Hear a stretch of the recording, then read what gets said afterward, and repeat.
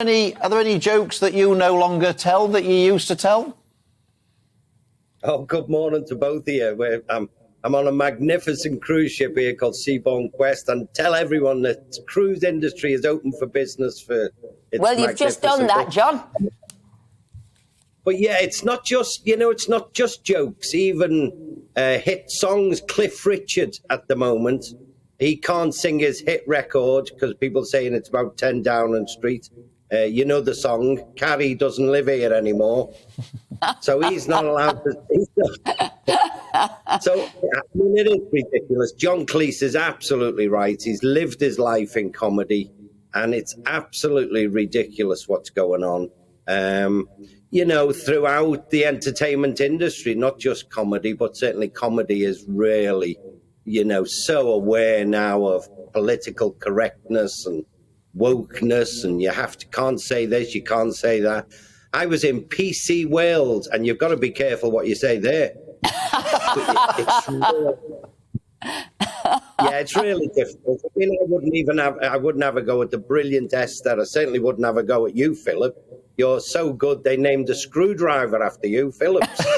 So you've got to be so careful all the time. I spent 30 years or more writing for the greatest comedian I ever saw, Ken Dodd.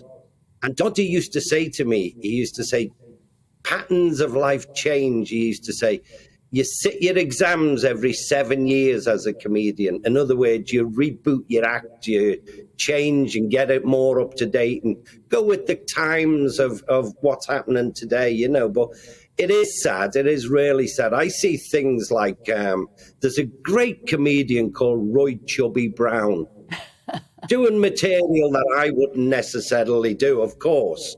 But then you're getting a council manager, and some of them, struggle to tie their own shoelaces at times, but they decide to cancel his show in a theatre.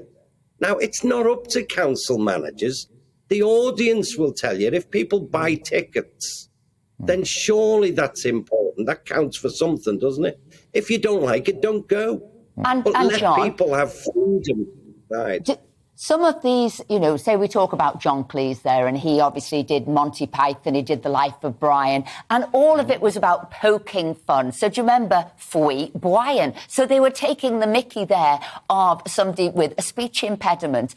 The other bits, they were, taking the mickey out of both men and women. Who was allowed to stone the person they didn't like? Yeah. Only men should have been able to do it. So all the women were dressed up, weren't they? Beards, fake beards to pretend they could take part. I mean, it is about laughing at some of the rules of the day. And so, how important is it that comedy does take the mickey out of the situations that we're in today? Well, I think comedians try to almost hold a mirror up to life and reflect what's going on.